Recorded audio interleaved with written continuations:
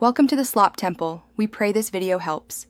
You start by confirming prerequisites: Java JDK 11 or newer, Java Home configured, and Vscode with the Java extension pack installed. Next, open your project folder in Vscode and use the Explorer to verify src plus POM, XML, or build. Gradle are present.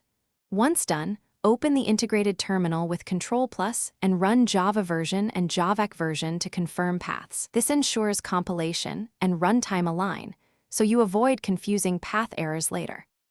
You compile and execute inside Vscode terminal to keep control. Change directory to your project root, then compile. javac dtarget/classes src/main/java/com/example/**. Java or run mvn package or Gradle build. For modular setups, include module path and add modules or properly set CP class path.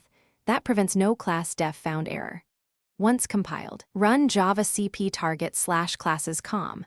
Example, main or use mvn exec java or Gradle run. This keeps build and runtime consistent and speeds iteration when you change code. You finish by integrating debugging and I/O with the terminal workflow. Create or update Vscode/launch JSON, so the run view uses the same class path and program arguments you tested in the terminal. That ensures breakpoints behave the same. When needing file input or output, run java cp target/classes main input, txt output, txt in the terminal. If something breaks, make sure Java Home and Path point to the intended JDK, verify class path flags, and confirm the Java extension is enabled in Vscode. Thanks for watching. Consider subscribing if we helped you.